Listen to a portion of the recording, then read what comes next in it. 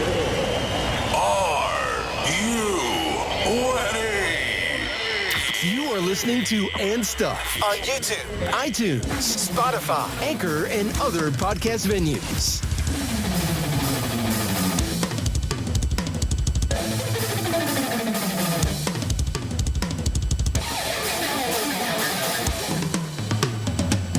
Hey, good morning, everybody. How's it going? We got a lot of things going on today.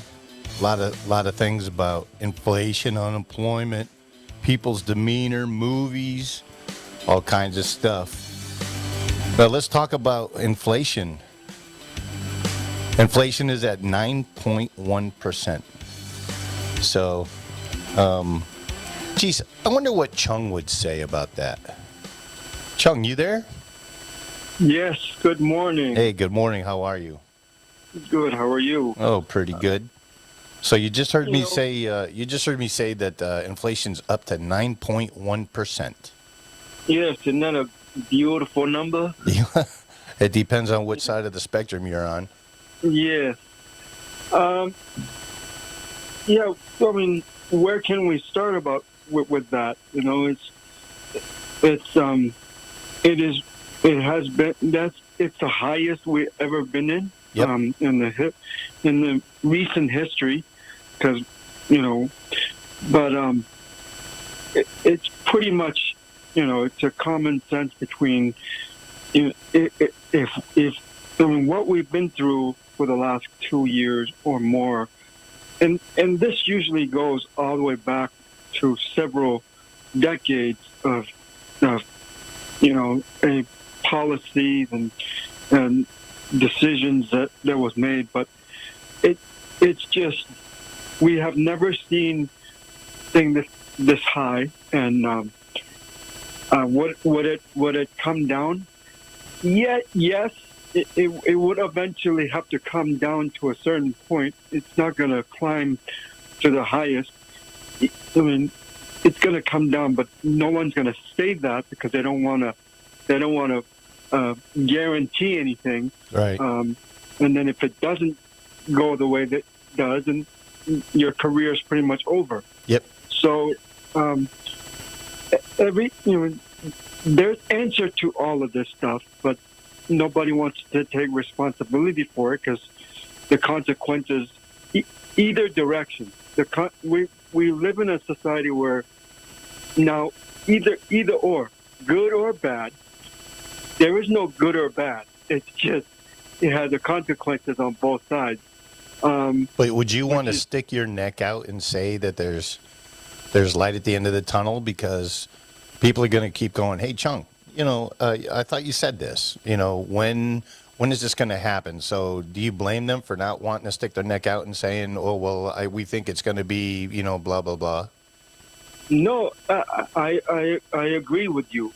Nobody wants to take responsibility and take the risk of saying that. I know I wouldn't. We have to come to a point where we owe some sort of answers or some sort of plan to the American people. I don't really care which side you are in. If it goes to like 9.1 to 10% inflation rate, I don't care who you are, except for the extreme rich, the number, the 1% of the population. They're making money no matter what. Yep. So we don't talk about them. When we're talking about these kind of people, the everyday people, we're talking most of it. I'm not picking on anybody, but it's the middle income. Yep. The ones that pays for everything because they don't fall into either category of benefits. So they make all the money. I mean, some of them make enough money, but it's never enough because there's fees and regulations that keeps going up. So these are the people that really pays for everything, and then the rest, you're neither in a program or or the other ones are they're making so much money that it doesn't matter if it goes up or down. They even say it. I mean, the friends of mine who are rich, they even say it. I mean, they're not ashamed of it, but they're not gonna say it in public. But everybody knows how. If you know the numbers, how it works. The rich people, because the way they put their investments into a certain way all the time, and then they change their money around, and so they really do not. They do lose money, but it's not a point of anywhere to say, oh my God, I'm losing so much money. Yeah, but then It's they not also that. have the tax. They have the tax benefit where they'll write off that loss, and then they'll end up making money. Right, because I even know that because I had businesses and I do all that. So most of it, if you, for example, the best way, the little window that I can give you is, for example, when you lease a SUV or truck, because SUVs are considered utilitarian vehicle, and a truck is a utilitarian vehicle, and you have a business of your own that are big or small, it doesn't matter. As long as you have a corporation of your own, you can deduct your car, a brand new truck or SUV, and if you do it right, you can get all that money back. Yep. Yeah, Because- you can do the mileage. So Right. if you do Right. 20,000 miles a year, and they give you what is it, 68 cents or 58 cents a mile? That's a lot of Right. bucks. So my thing is, when I hear people get angry at the rich or whatever, I understand that sentiment, but it's just they use all the resources they have, not just money, but the CPAs and all the people. They hire all the right people to maneuver around and go through the loophole, Right. because I know, because I use a lot of those. Yep. But it's just, and then how come the middle class don't have them? They do, but it's not enough to do it. So this is where it says, in order to make money, you have to spend the money first. Right. That's where it comes from. You know, maybe Chung, maybe the middle class, maybe they don't do all that stuff because they're too busy living life and Right, enjoying right. their families and doing what's Right. right. Because I mean, I was in business for many, many years, and there's a lot of things that, you know, when I would go to my CPA and say, you know what, how did this happen? Oh, don't worry about it. It's legal. Well, it sounds a little bit unethical, but it's legal. Okay. Right. Well, okay. Right. You know, Right. but I would much rather be with my family and go on vacation. Not one of these, you know, hop on a jet plane and go to Vegas for a couple of hours for dinner and then fly back. Right. And, you know, screw that. I don't want that lifestyle. I don't need that lifestyle. I'm happy with what little I have, and because I earned everything I have. Well, Don, you know, we can move on to the next topic, but I'm going to cover this quickly. Yes, the success comes with a hefty price tag, which is you can have it all when you know how to balance it. Right. But most people, including myself, I never worship money or anything, but I am a firm believer of responsibility, accountability. So that means if I have workers or whatever, they're under my responsibility. So as hard as the harder I work, the better it is for the people that's under me. Yep. It's never, people say, "Oh, you're the owner and all this stuff. Why do you have to do so much?" I said that is a wrong mentality. If if you really look at the successful companies or whatever, small business or big business, you look at the owner and how they behave and what would they do at the 11th hour when things are tough. Successful ones, they roll off their sleeves and they jump into any situation they need to. That's right. Those are the companies that nobody really wants to talk about because it's not fantasy, Right. But it doesn't matter how big you are. The bigger you are, the more you should set an example for the people underneath. Then you can give them orders because they know what you're talking about. But if you don't do anything and you don't show anything as an example, and then you start barking orders, no one starts to listen. Right. Then the system breaks and nobody wants to do anything. Yep. So I think that is one of the fundamental values that we're missing today, is that we talk about American dreams and all of this stuff, but we don't tell them how to get there. We like to tell them shortcuts and all this stuff, but in the beginning there is no shortcuts. Yep. You got to do the trench, all that work. So this inflation is going to hit most of it onto the middle class, and it's always been the middle class, and they pretty much everybody says, why is it every time we have a war against the middle class? It's because the super rich wants to control everything, and then the people underneath it, the low income, they kind of use the low income to do the dirty work. Yep. And then the middle, Or the backbone. We'll always have the middle, but it's decreasing. So we'll see what happens. But I don't think it's going to be dire, but it's going to be kind of rough because this recession is going to be different from any other recession when we officially say it, because I can already see how it's forming.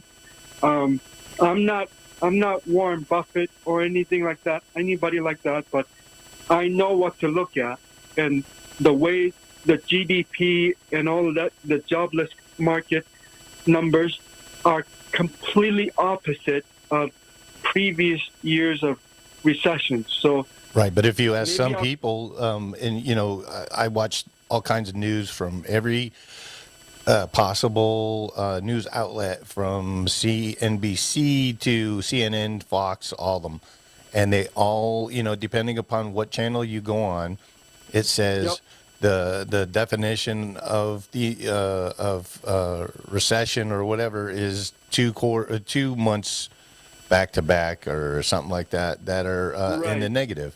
So, right. but then they say, well, that's just a technicality. So they're trying to change. They're trying to change the definition. But anyways, you know what? We're in an inflation. We can't change it right now. The Fed is raising interest rates. Right. So let's segue into something that is hand in hand with inflation, and that's unemployment. So unemployment, they said that last month in June, 372,000 jobs were added. That's a lot of jobs. Yes. But Yes. Chong, here's the problem. They said that this is like one of the highest months ever. But here's the problem. In 2020, because of COVID, we lost 20.49 million jobs. Lost. So Yes. how could you say that you added jobs? No, you just see, that's a word spin, and I can't stand when people spin words. What they did was they just brought back 372,000 jobs. They didn't add it. Yeah. I actually been talking to my friends from in the corporate world on the East Coast. They said it. I didn't really understand it in the beginning either, but they explained it to me a couple times, and I kind of see where they got this number. This I hope that this kind of clears up a little bit when I said this recession is a little bit different than any other recession, is because when we went through the unbelievable shutdown that we have never experienced in the history of our country or our civilization, whatever. In my lifetime, I've never seen it. So before my time, you can someone else can tell me, but I have no idea. But what happened was people left their neither. I'm not talking about the ones that got laid off. I'm talking about the ones that says, you know what, this is the opportunity where I'm just going to jump ship and take the stimulus and all of this stuff to take some time off, and then I'm going to go back to get a new job when this blows over. So you heard of the Great Resignation, where everybody started to quit their job and jump ship to another job to get a better raise or better starting pay, whatever. Sometimes that is necessary, but we didn't think that people were going to do that. But 20 million at one time? I mean, that's not. Yes, 20 million is a big number, and I'm not saying it's all 20 million. And that was just in April, 1 month. 20 million, so, almost 20 million, 490,000 people just said, lost their jobs.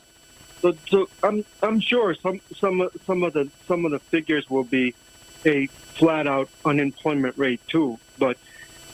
So this is from the national. This is from HUD, and this is from. I did a bunch of research on this, right. And what I'm thinking is, and what my friends are thinking is that companies are still hiring because they lost a lot of workforce from the shutdown and people jumping ship to a different things, or it could be any reason why they quit the job. And you and I would think maybe I'm still somewhat traditional. So when things are tough, I always say, don't rock the boat. You can do it. Calculative stuff that you can do, but I wouldn't look for a new job when things are getting difficult. Oh, but no way. Some of these people nowadays and saying, I have some nest egg and I have this, so I have some time to kind of maneuver. So they jump ship. So what happens is all these employers, they need to start, they need to fill in some of these jobs. Yes, recession and all of this stuff is looming, but they still need people to do these jobs. So they're hiring. So the employment rate goes up a little bit, and then they look at that as, oh, that's activity. That's positive activity. But I always say, is that really a positive activity, or are they trying to put people in where people are missing? I think they're spending numbers. That's all. I think that's what they're doing. Right. And then and some of these people who jump ship to try to get a better job or better starting pay or whatever the reason they did that, some of them, they're still unemployed. So they're kicking themselves in the head and say, why did I do that? Well, here's another thing, Chong, that we all know about is, when people did lose their jobs, they were getting these stimulus checks and these unemployment checks that were making as much as I was and you were when we were working full-time jobs and being productive, and they got used to sitting on their ass, watching TV and, playing video games and going on TikTok and making all these videos while they're getting paid and getting free government. So now Uncle Sam has his hand out and saying, all that money that you guys got for free, I want it back, and I want it now. Right. And you see that that's part of the inflation rate going up. and then the interest rate is now going up because you have to bring that up to kind of balance it out, because people say that, well, inflation rates skyrocketing, then why are we messing with the interest rate? All right, hold that thought. We got to go to a break. We'll be right back with Chong just in just a second.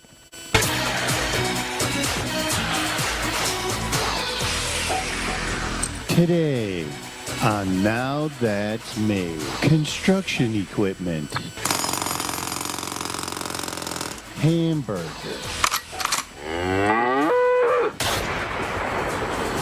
and podcast. You are listening to And Stuff On YouTube, iTunes, Spotify, Anchor, and other podcast venues. Hey, we're back live with Chong. Chong, how are you doing? You still there? Yes, sir. I'm still here. So we were talking about unemployment and whatnot. Let's get off unemployment for just a minute, because housing goes hand in hand with all that stuff. So there was a moratorium on paying your rent. There was a moratorium on paying your mortgage, and according to HUD, in June 1st through the 13th, 2022, Yep. approximately 14.1% or 6.3 million renters were behind on rental payments. On average, renter households were 2.2 months behind on their rent, and Yep. the average is 1.06 months. And 9.9% were 6 months or more behind. Are you surprised about that number? Nope. But here's another one. An estimated 5.8% or 2.61 million renter households feared eviction was imminent in the next 2 months. So I don't get it, because, you're not paying your rent. So here's my problem with this whole thing, Chong. My problem is you sat on your ass. You did your TikTok. You did this. You did that. You got free money, and you're still behind on your rent? I don't get it. So these are the people that milk the system. And I'm telling you now, I hire people. I'm a manager, a hands-on manager for a company, and I'm interviewing these people, Chong, and they don't want to accept the minimum wage. One of them actually said, "Call me when you're hiring for more money, because I'm making more money sitting home." Yes, it is. And then when their unemployment was up, they called me and said, "Hey, man, I'm looking for work," and I'm like, "I'm sorry, I don't have anything." Well, don't you have that job you offered me? I'm like, dude, you snooze, you lose. I didn't say it like that, but, it's too late. Don, I have a question for you. Sure. I'll turn it around. Let me ask you, because I am in a very what do you call it? A different situation where I don't have any dependents. Mm-hmm.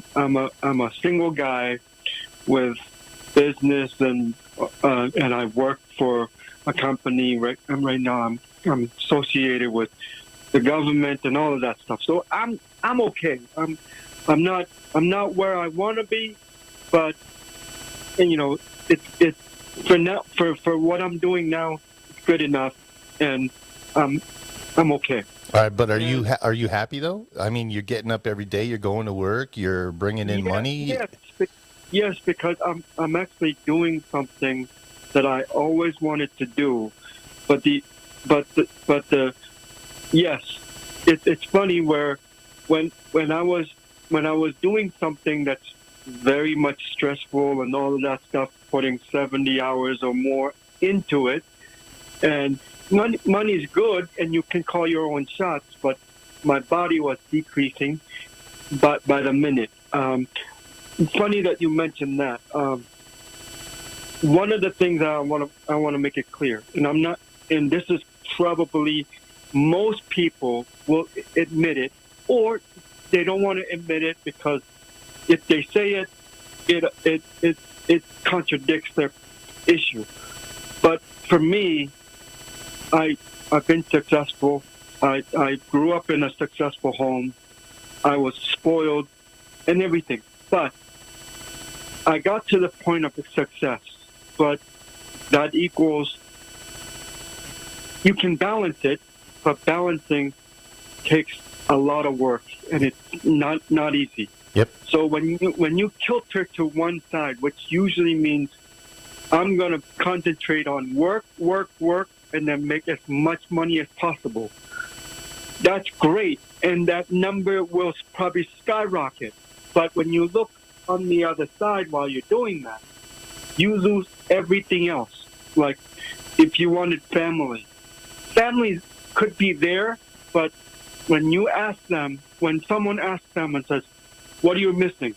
It's like, "I don't get to see my family together at all anymore," or whatever.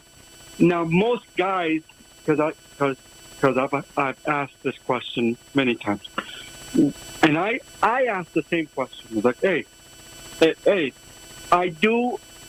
I bust my butt to give you whatever you want, and I don't say no. But they always say, "We don't care about that. We want you." And I didn't really understand what that meant for a long time. And when you become successful and says, "I'm success," normally then you're losing out on something. So, But are you? doing the balance, Are you though? huh? Are you though? Because okay, so I can only interject what I know from experience. So, Sure. from being in business, I was pretty successful. Okay, Yeah. made decent money, but then I Right. would hear, "You're never home." So then Yep. I scaled back. I scaled back Yep. and stayed home more, and it's like, oh my God, we're not making the money that we used to make. Well, what do you Right. want? I mean, so choose Right. choose which one you want. You, Right. you can't go if you're going to be in business or you do anything. I don't care if it's making doilies and selling them Right. at the swap meet. You either do it or you don't. You don't go halfway. I agree with you. So I guess I'm kind of making a statement, but at the same time bouncing it off to you, because I just ended up realizing that not so long ago. So I said, but I did what I did. I took responsibility and make it what I needed to make. But now I feel like I'm being punished because now I'm not doing that anymore at the time being. But I look back and see there's a lot of success in there. I don't have a problem with that. But there are a lot of things that I'm missing, and I'm like, because I'm a workaholic, and I do admit it. I don't deny it. I do admit it. But I'm running like crazy. I mean, Right. regardless of my handicap or not. I contradict everything. I said, if I don't move, I don't care how successful I am. If I don't move, I can't rely on other people to say, you do exactly what I just did. No, you have to do it to make an example, and then they will follow behind you. Right. And that's So ethics. You're teaching ethics by doing that, Right. work ethics. So if you like the system, I say duplicate you, and then let them follow exactly the same. So when you need to bow out for a little bit, you can do it, and then the rest of them will do exactly what you've been doing. But you can't void that space too long, and then you got to jump back in and do it. So you have to toe the line, and all of this stuff. people say, "Oh, if you put a good business system into your business, it wouldn't matter." No, business system works for a short period of time. Yeah, there's variables, and you have to adapt. And then with time, you need to change it up because it gets stale. Yep. And then it won't work. So you're always involved. You're always involved. It doesn't matter if it's corporate job or your own business. It's the same. If you stay the same, you may stay in the same position forever. If that's okay with you, that's great. But someone always better than you and younger than you will come up from the bottom, and then before you know it, you're going to get your face punched in and said, "What happened?" I'm like, "This has nothing to do with loyalty. Your time's up because you didn't move to make a difference when the times that keep changing." Right, So but you got to move. go ahead. Sorry. No, go ahead. No, I was going to say I guess that's for an individual, because if you go anywhere in the United States, let's say you go to Booth Bay Harbor, or in Maine, or you go to Wauchula, Florida, or you go to Burbank, California, and you go to any McDonald's, the food tastes the same everywhere. So that's something that they kept the same. Yeah. But they built a brand. Now, when it comes to an individual like you, where you have been busting your hump for a long time, you made sacrifices. And I made sacrifices. Anybody that was in business made sacrifices, because what they decided was, or what we decided was, that we're going to do whatever we can to provide for our family, or if you didn't have a family, so you could build a nest egg. And then once you have that nest egg, then you could kind of relax a little bit and then start thinking about a family. Well, sometimes it's not just like, okay, when I'm done with this macaroni and cheese, I'm going to go into the cupboard and I'm going to get some potatoes. You know what I'm saying? And then it's not that easy. So now, right now where you're at, you're working your tail off, and my hat's off to you, given everything that you're having to deal with in life. But the thing is unfortunately, when the good Lord says, "Hey, Chong, guess what? Boom, there you go." Then I guess, and the same thing with me and anybody else. We just have to wait and be patient and say a little prayer that things are going to happen, and in God's time, not in our time. Yes. I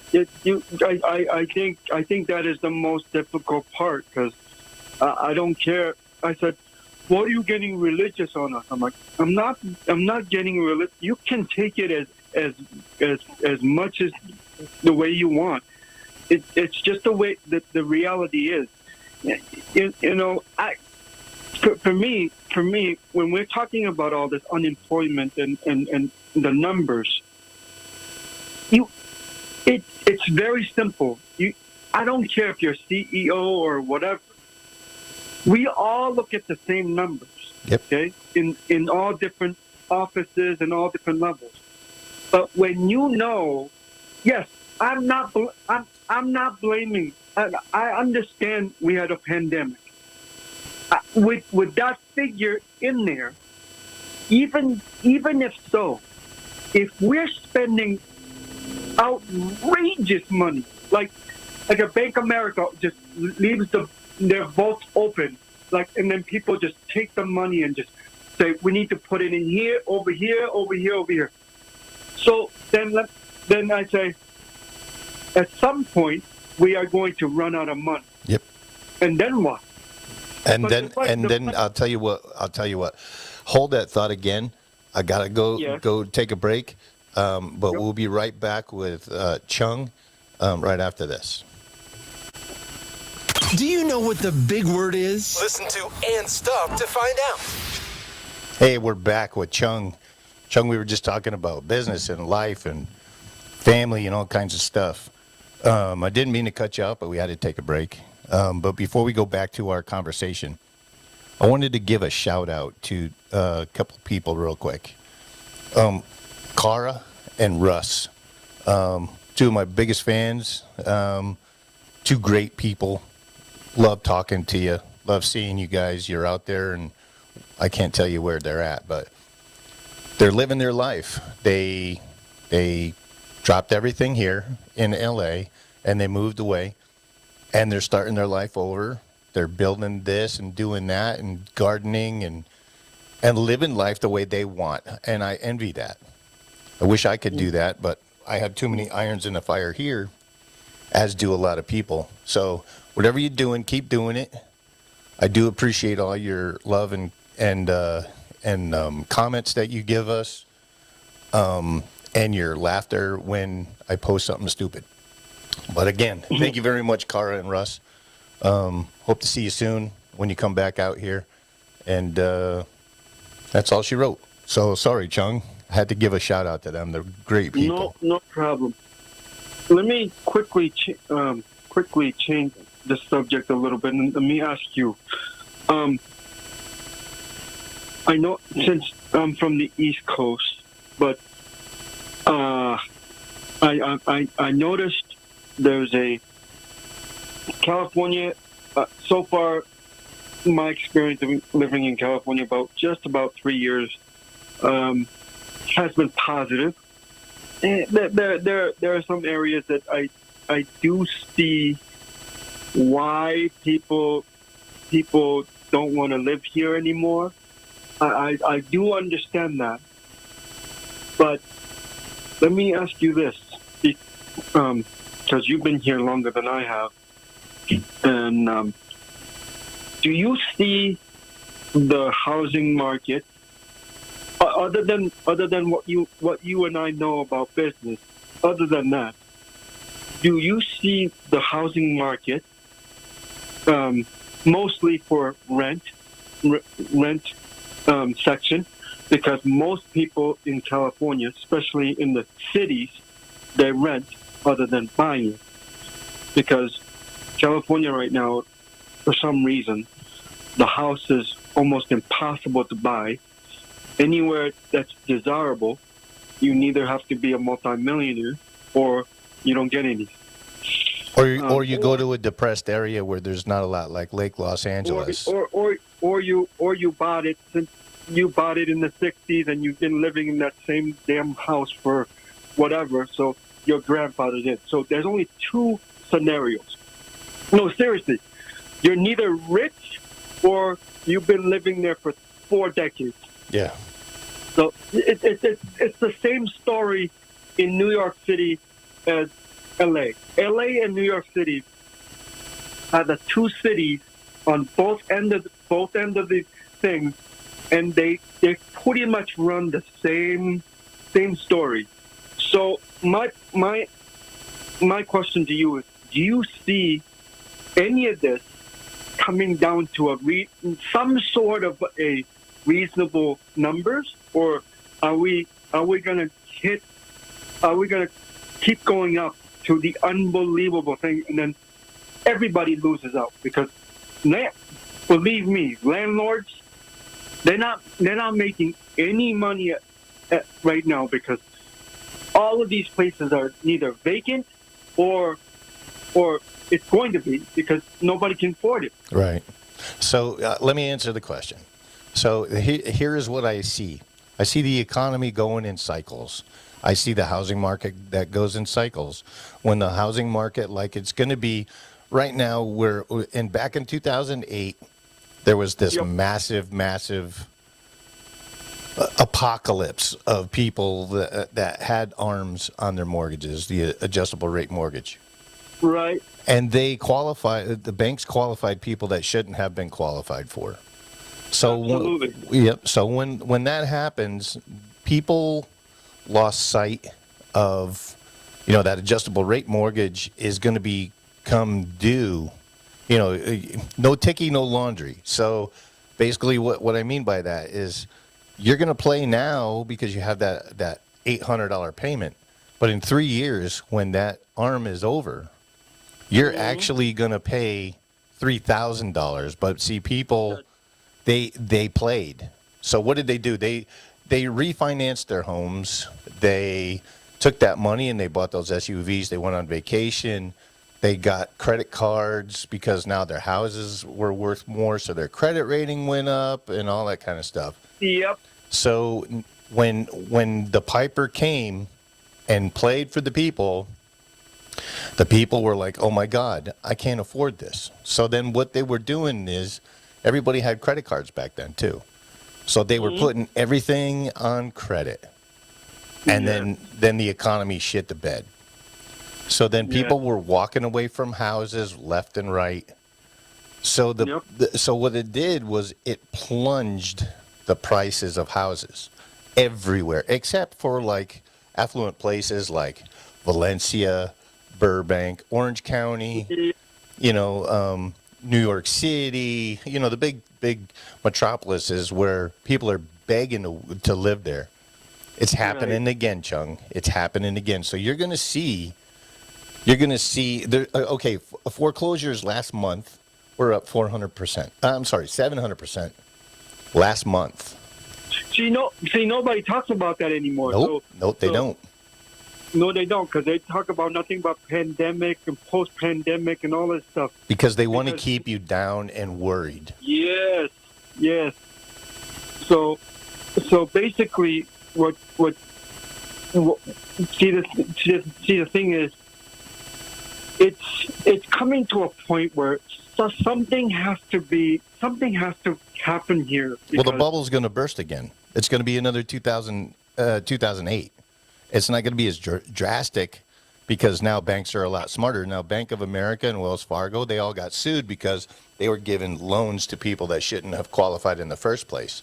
But because you can play with those numbers, they went out there and played with their numbers, and then all those people that got jacked, they got a check from Bank of America and Wells Fargo and other companies. You can check on these numbers, but I'm going to give you 3 different set of numbers. And this is a study that's been done over and over again after a certain period of time. In Japan, majority of citizens in Japan saves about 25% of their salary or whatever they bring in. They save generally, not everybody, but generally, they were the highest people that saves, put it in the savings and whatever. They saved up to 25% of their income, or diversify it and then put it in whatever. Europe, they did. Majority of the Europeans, they do 15%. Okay, 15% towards retirement or whatever. Which is smart. Get this. You and I live in America, in the same country. Guess what the number is here? Probably less than 3%. Nope. We don't even register. No, seriously, the study says we spent 1% more than what we bring in. Yeah. Okay? What does that mean? That we're all living way beyond our means. We live in a mentality of I want that shoes today. I don't have any cash on me. I don't have any money in the bank, but I have what's called a credit card. So next month, 2 weeks from now, when I get paid, I will pay for that shoes, and then I'll pay for some of my balance off on my credit card. So it makes me feel better, but I'm not. And no one can say I'm not being irresponsible. So we're Americans today, not all of them. I don't want to say it, but a lot of them are living on IOUs. Yep. They don't have any savings, none at all, zero. And once they lose their job, for whatever it is, 30 years, 20 years, whatever, they go bust, you know? So what do they do when they get old and they go, they have no retirement, they have nothing. They can't retire. They're going to be ward of the court, and their kids are going to end up having to be their parents now because they have no money. They got to move in with mom and dad. I mean, with the kids. Listen. I have to be very careful what I say because I don't like to say things that I don't really do. And then people ask, then what do you suggest for me to do? And I said, you know what? If you say everything's too late, every time you say something like that, it's too late. I can't do it because I have too many kids or too many things to do. So I'm already stretched as it is. If you have that mentality, you will never get out of anything. That is correct. So my suggestion is, even if it's $5 a week or $2 a day, put that money away somewhere, okay? Somewhere. And then put it somewhere where you can get some interest or something. So it's better than -0 or something that you never had. Okay?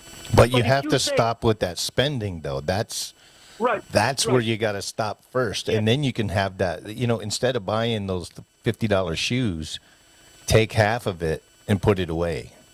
No, because I saw this study, and I see it all the time. We always say we are the most powerful country. We were, yes. I still believe that we live in the best country in the world. We are going through some turmoil, yes. It doesn't look like that way, correct. But who did that? Yeah, we did it to ourselves. We did that. Yep. Let me ask you, I'm not going to pick on anybody. I'm going to pick on you and me. Okay. Nobody else.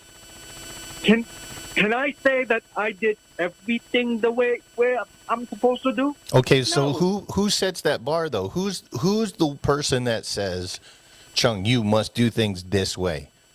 Right. Who's the one that dictates that? You dictate that.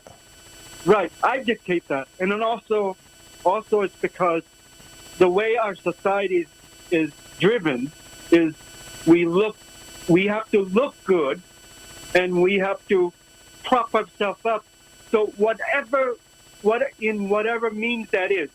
Hey, we're talking to Chong about everything under the sun we could really think of. So remind me where we were at that before we went to break. No, I was just mentioning the fact that, we can talk about recession and all the stuff that we're about to come. But it all boils down to we just need to start being responsible for when we don't have money. We have to go back to what it used to be. Say, hey, if you don't have any money, you just wait until you do have money and buy stuff then and stop borrowing money, because that's what we're doing today, and we're doing that from the government down. So there's no such thing called we don't have money. Everybody has money. It's not yours. So can you blame that the gas prices and inflation and food prices, they're all connected. Nothing we do in this society is not connected. It is severely broken, but it is still connected. So if inflation goes up, interest rate will go up. That means gas prices will go up. Yes, gas prices can be somewhat manipulated because of the Keystone Pipeline shut down or whatever. But that's affected too. And but taxes taxes everything. are manipulating the gas prices out here in Right, California right. as well. It doesn't matter because right now, in the last time I checked, people in Maine, they're freaking out because they're hitting $5 a gallon. Oh, Okay, they never seen that before. In my lifetime when I was going to school there. I remember when I was a teenager just to start driving. I remember it was 89 cents a gallon, and on a Wednesday it was cheaper than that because it was a discount Wednesday. right. So we were driving the biggest cars and biggest engine you can possibly think of, and didn't give a crap. Right, but today, back when you were a teenager, back in the 80s, Yeah. late 80s. So Yeah. the dealer, the gasoline dealer, the guy that owned the station or leased the station, he was making 20 cents, 15, 20 cents a gallon, so he can afford to go down and still pull a profit. Yes, because I know because my bunch of my friends' parents were gas station owners, and even today, I got periodically call them and say, hey, since you still have a gas station, I said, how you doing? He said, I hate this business. Does he have a C-store, or does he have a back room for repairs? He has a mini mart, Okay. as always. So he sells anything that he can sell there. He sells beer because beer is easy to get the license for. Yeah. But the thing is, he said, what you're probably gonna touch at is we can't blame the gas station owners because they all said, it's the gas station owners. No, it's it not. isn't. No, it's not. They have to buy the oil. They have to buy the gasoline that comes in the truck. When they dump it, you have to pay that delivery and all of that. So they're saying after about $4.25 or so, when you go higher than that, the cost is eating up from their margins. So the gentleman that I talked to is a friend of mine. My friend's father, he still owns a mobile gas station, and he said this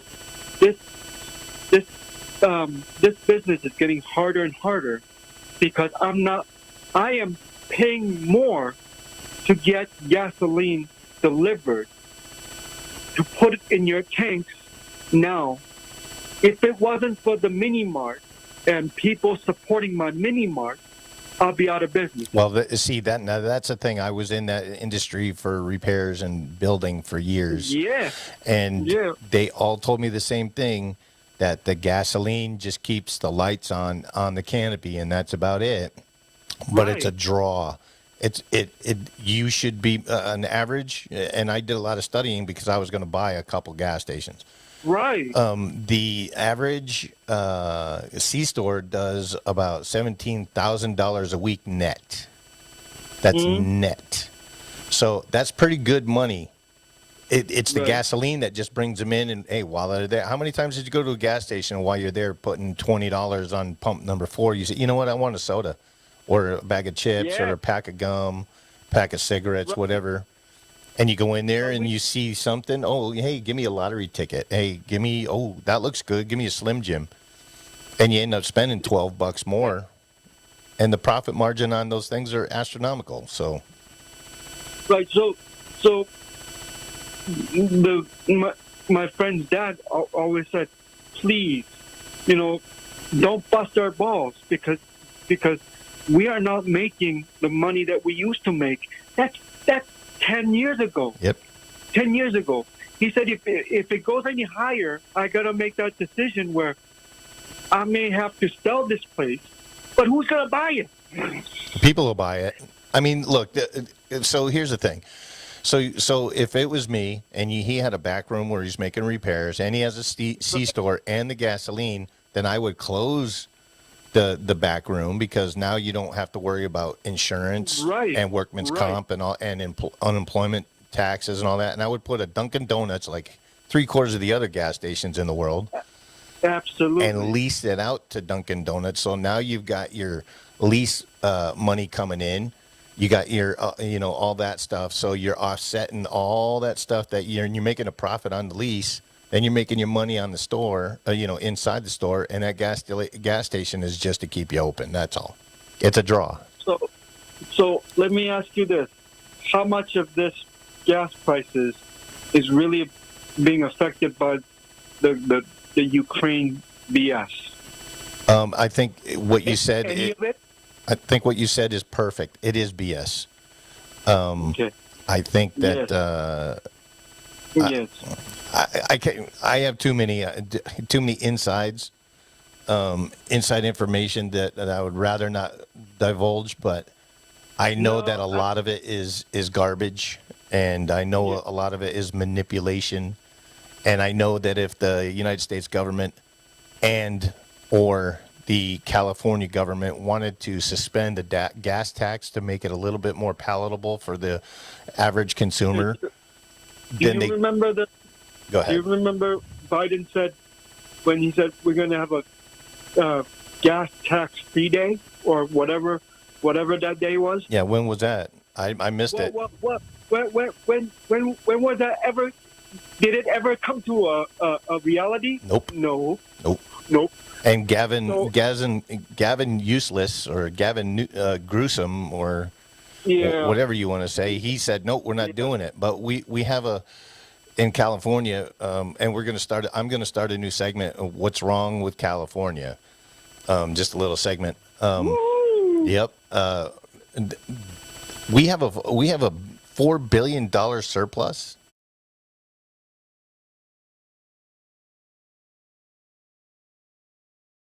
And yet they're still homeless on the street, and they're still Whoa. Surplus? Yeah, we have a surplus here. I didn't know that. Yes, we have it's a $4.1 billion surplus. I'll look it up for the next time we talk. Because you just said that, as soon as I get off the phone with you, I'm going to take a look at that. Yes, please do. And what the hell what the hell are we doing with the surplus? Nothing. Are we? Well, okay, so what they're going to end up doing is what Gavin Newsom has already said is he's going to make sure that any woman that wants an abortion can have it here for free. He's going to do this. He's going to do that. But there's been many. I don't know if you've seen any of my other podcast episodes, but there's a lot of he's going to spend money on a useless high-speed rail train to go from the ocean to the desert. Why, I have no idea, but that's what he says. And down the central coast or the Central Valley. It's just in other words, south to north. So he's going to waste the money, basically, what he's going to do. But he's also and he's got fodder for his presidential bid that he's really wrong. Well, what he's doing is he went to Florida, and I think he went to Minnesota. I know he went to Florida, and he has an exploratory committee that he's looking into seeing if he wants to become president. And he's got like 10% of the polling that says he should be the Democratic nominee. Oh, so, I remember that. DeSantis, the governor of Florida, was PO'd when Gavin Newsom bought advertisement for Florida. But that's okay, because you know what? DeSantis is going to, if Trump doesn't go in, DeSantis is going to, I think. Yep. I don't think Trump's going to run. I think he's losing traction. I do like his ideas. It's a little outlandish, but sometimes you do need that kind of stuff. But because his reputation is so tarnished from so many things, I don't think he's going to run. But I think DeSantis is definitely going to run. I think he's already gearing up for it. But I just don't know. I mean, a lot of friends of mine, they're asking me to move to Florida and stuff like that, because they're all wondering, what the heck am I doing over here? I'm like, what are you doing over here? Yeah, you're very red for a blue state. Yeah, and I said, dude, I lived in most of the places I've lived in, even Maine. Yep. Believe it or not, They're Maine blue. is blue state. Yep. The southern Maine is all blue. It's like almost purple. Yep. And then I lived in New York. New York's been blue ever since I remember. California's been blue since Reagan took off. So Well, you had Reagan, then you had Pete. Was it Pete something? I can't remember. And then you had Arnold. He was a rhino, I think. I don't know what Arnold is. I don't even know if he's Pete Wilson. He keeps saying that he's Republican, but I don't think so. No, I think he's a rhino. He's a Republican in name only. Just like I was saying, I am mostly independent. I will. But the funny thing is, I've always lived in a blue state. I kid you not. I just figured it out. I'm like, let me look at all the places I've actually paid taxes and lived. Everywhere I went was blue state, and I didn't do it on purpose. So let me ask you a question before we wrap this up, because we're almost out of time. So Yep. let's say that you as an independent as I am, you go to a red state, and Yes. you're very you get complacent because it's the way you want it, and your passion Yes. doesn't come out anymore because it's the way you want it.